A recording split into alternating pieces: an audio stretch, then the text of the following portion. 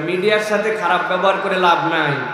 প্রিয় ভাইরা, আগে ইউটিউব খুললে গান আসতো, বাজনা আসতো, বুক ফেটে যায়, এইটা আসতো। এখন সকালবেলা সে ইসলাম পছন্দ করুক আর না করুক, কোরআন শুনতে চাক বা না চাক, এই সকল মিডিয়ার কর্মীর মাধ্যমে সকালবেলা ইউটিউব খুললে ওই নাস্তিকদের চোখের সামনে কোরআন আসে, ঠিক কিনা? এটা এদের কারণে। ঢাকা থেকে আসছে, গাজীপুর থেকে আসছে, নেত্রকোনা থেকে আসছে, আপনার বাড়ি থেকে 600 কিলোমিটার দূরে। সকলে মিলে আমরা ইসলাম প্রচার করব, কেউ অসহযোগিতা করব না। একজন দুইজনের খারাপ আচরণের কারণে যেন টেকনাফের মানুষের সুনাম বাংলাদেশের কাছে বিকৃত না হয়, সচেতন থাকবো তো ইনশাআল্লাহ। যাদের সুযোগ থাকে বসে পড়েন। আনন্দের খবর, শায়েখ আহমদুল্লাহ চলে আসছেন, আলহামদুলিল্লাহ বলেন। আমি বেশিক্ষণ কথা বলবো না আপনাদের কাছে, নির্ধারিত বিষয়ে নির্ধারিত কথা বলবো, তবে আপনাদের সুন্দর পরিবেশ দরকার।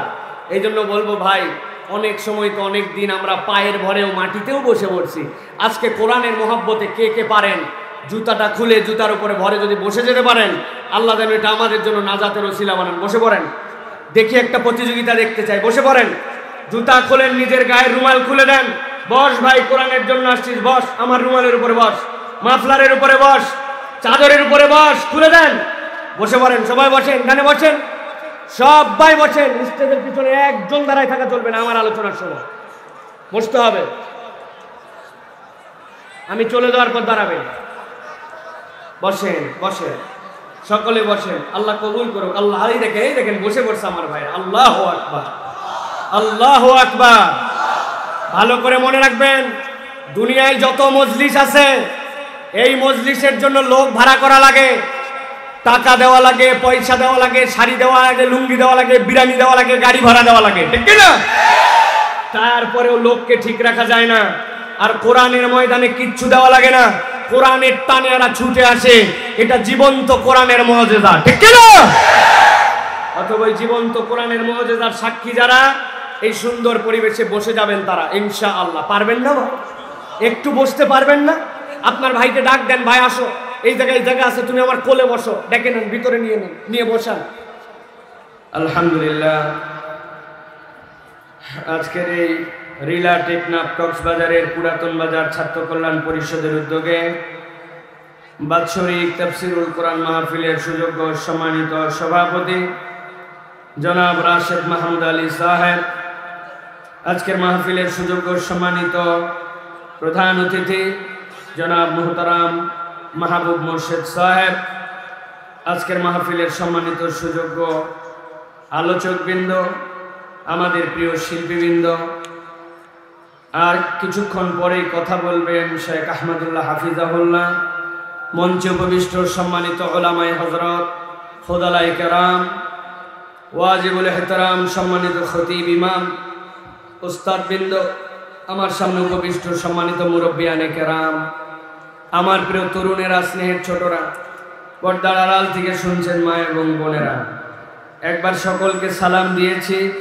আরও একবার আপনাদের কাছে দোয়া পাওয়া এবং করার আশায় সালাম নিবেদন করি। আসসালামু আলাইকুম ওয়া রাহমাতুল্লাহ। আপনারা ভালো আছেন ভাই? ভালো আছেন আপনারা? এনার্জি আছে আপনাদের? এনার্জি ফুল আছে? এনার্জি ফুল? আল্লাহ রাব্বুল আলামিন যারা এই কোরআন শোনার জন্য আসলেন, আমাদের এই কোরআন শোনাটাকে আল্লাহ রাব্বুল আলামিন যেন নাজাতের ওসিলা হিসেবে কবুল করেন, বলেন আল্লাহুম্মা আমিন। প্রিয় ভাইয়েরা, এই যে আমরা কোরআন শুনতে আসি, এই কোরআন শুনতে আসলে লাভ আছে না নাই? কথা বলতে হবে, লাভ আছে না নাই? এই লাভ যে আছে, এই লাভটা কি কম না বেশি? যেই লাভটা আছে এবং যেই লাভটা বেশিও বলি আমরা, এইটা কি আমরা বুঝে বলি না না বুঝে বলি? অর্ধেক বুঝে অর্ধেক না বুঝে। আমরা অনেক সময় জানি না যে কোরআনুল কারীমের এই ফায়দাটা আমাদের জীবনে কি।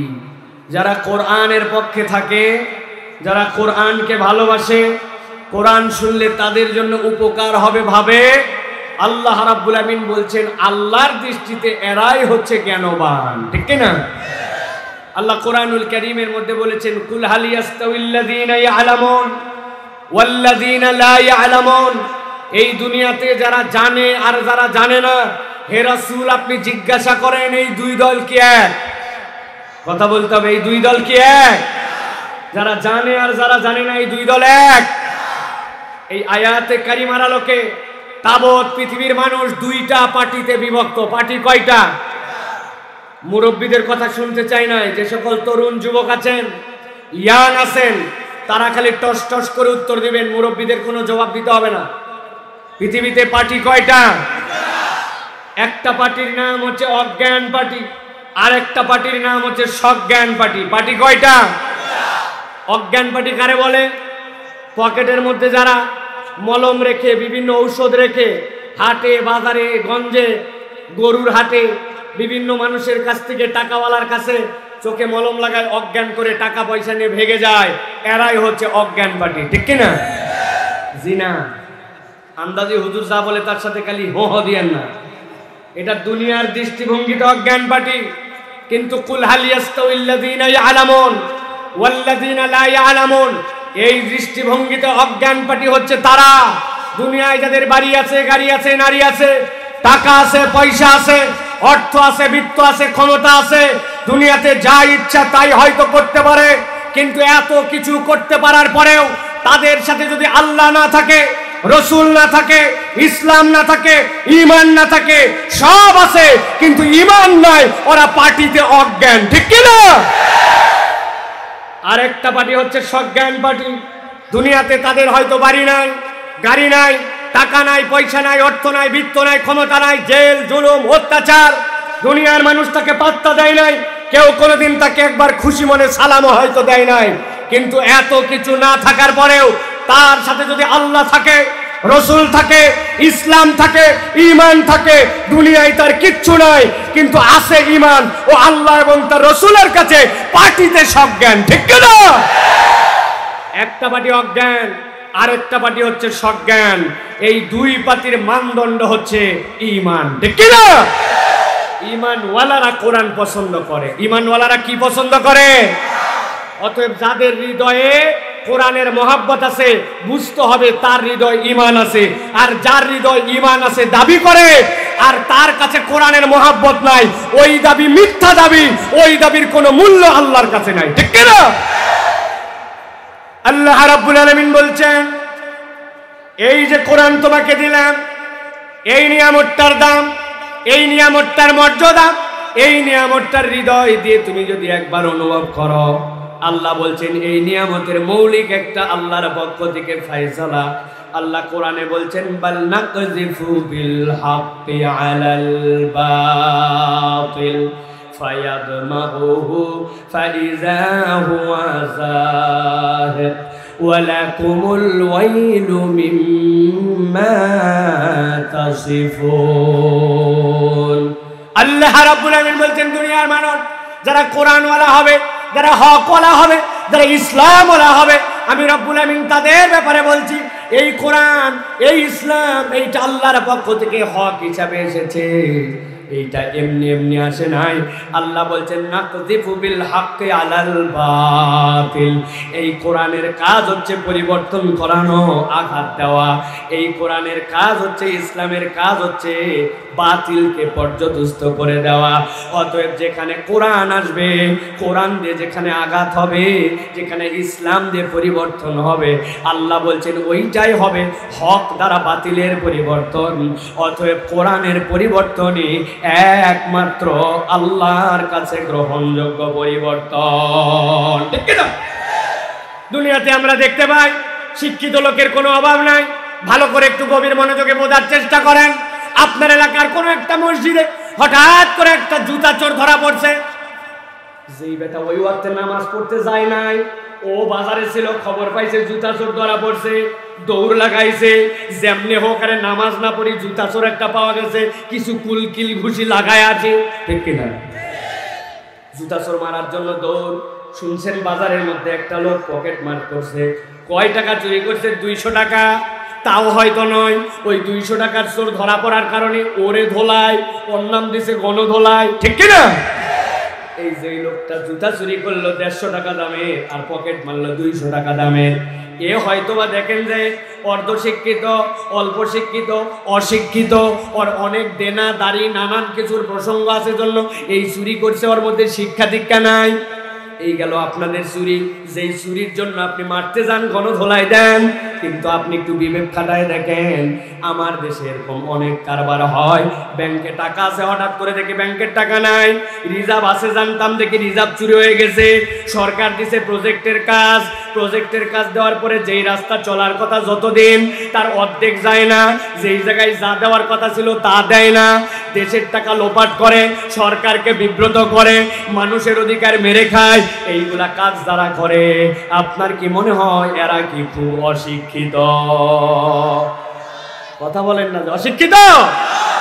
বিশাল বিশাল শিক্ষিত মানুষ, এক একজনের পড়ালেখা অনেক উপরে, এক একজন সচিব, এক একজন বড় বড় ব্যক্তিত্ব।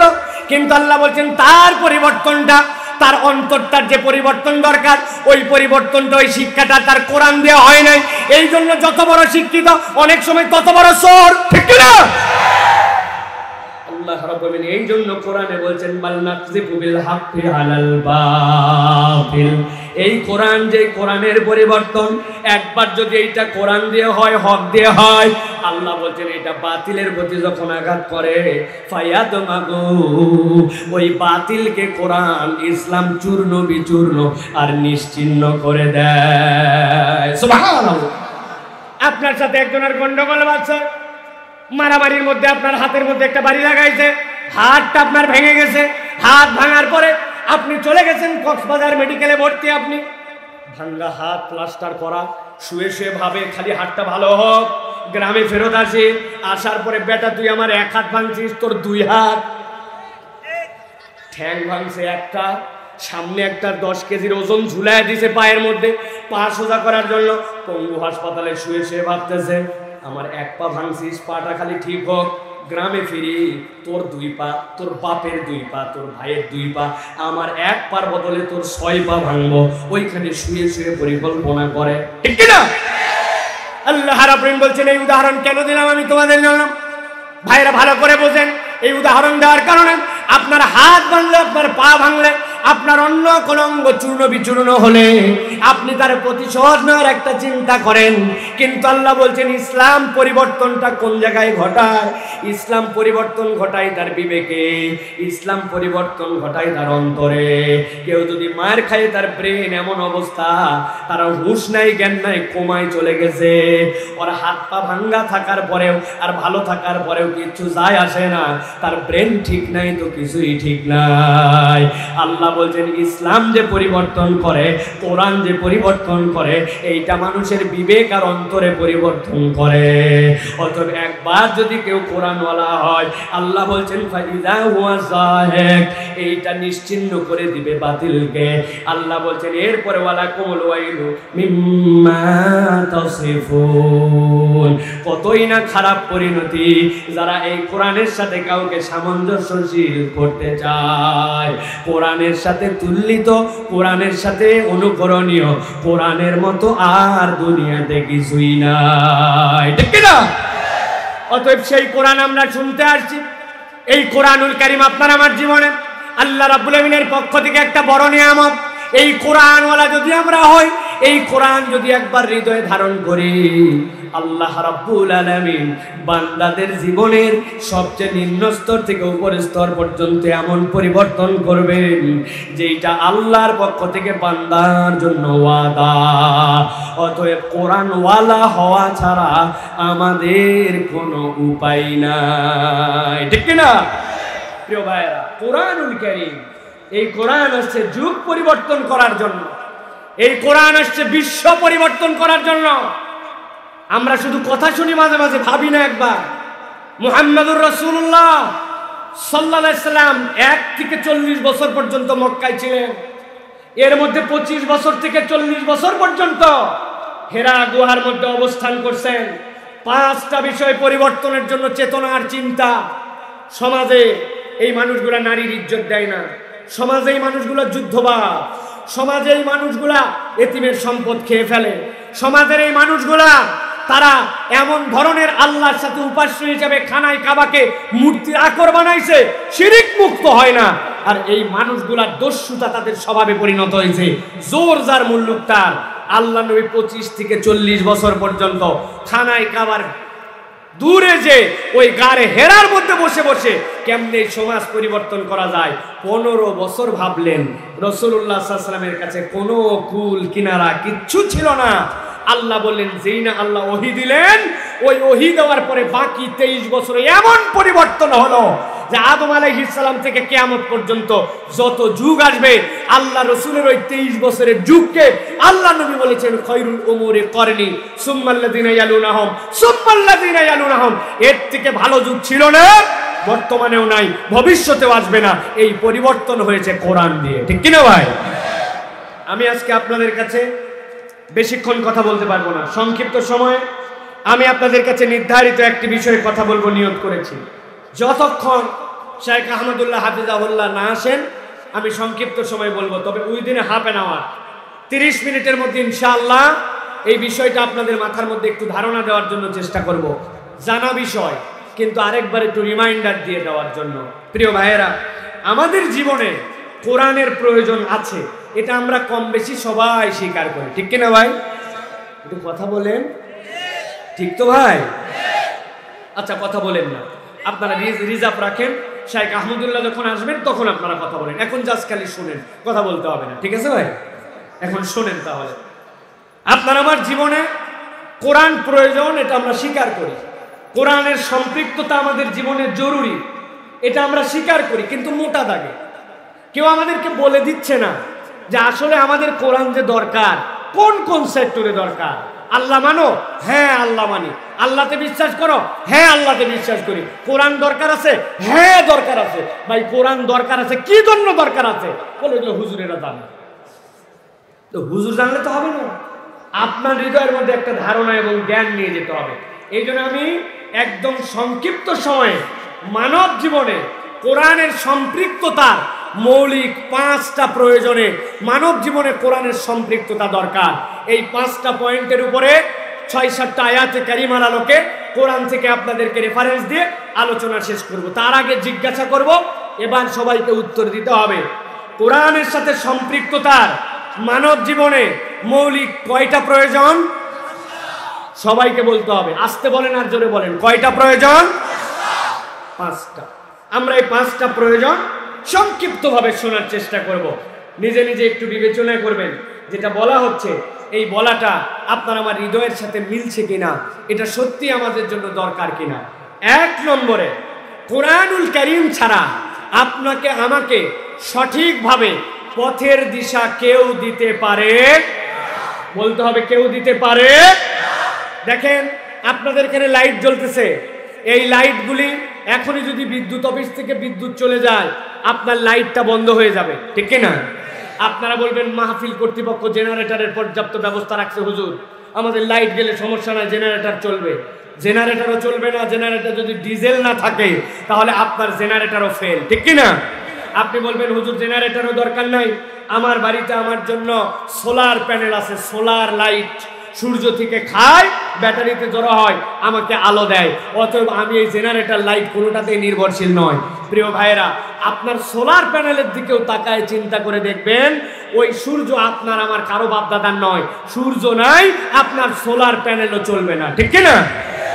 দুনিয়ার সব আলো পরনির্ভরশীল, একমাত্র আলো কোরআনুল কারীম, যেটাকে আল্লাহ নিজে বলছেন কোরআন হচ্ছে তোমার জন্য নূর।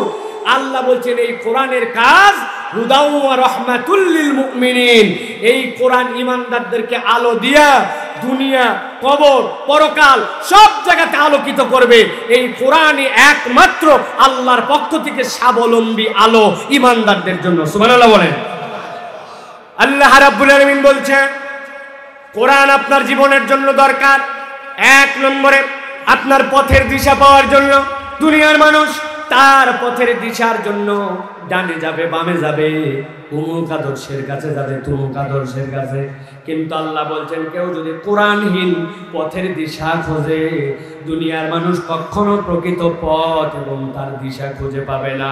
আল্লাহ রাব্বুল আলামিন কুরআনুল কারীমের মধ্যে বলছেন সূরা ইব্রাহিমে আলিফ লাম রা কিতাবুন আনজালনাহু ইলাইকা লিতুখরিজান নাসা মিনাজ যুলুমাতি ইলান নূর।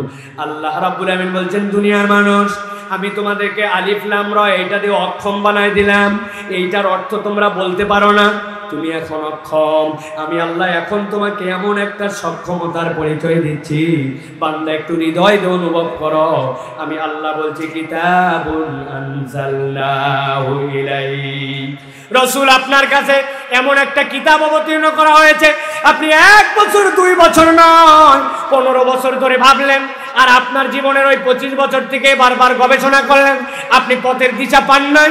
কিন্তু আল্লাহ বলছেন কিতাবুন আনজালনাহু ইলাইক, আপনার প্রতি রব্বুল আমিন এমন একটা কিতাব দিলেন, ওই কিতাব আপনার কি কাজ করবে কিয়ামত পর্যন্ত আপনার উম্মত যারা তাদের জন্য কাজ হবে লিতুখরিজান নাসা মিনাজ যুলুমাতি ইলান নূর, মানুষদেরকে অন্ধকার রাস্তা থেকে বের করে আলোর দিকে পথ দেখানোই হচ্ছে কোরআনের কাজ।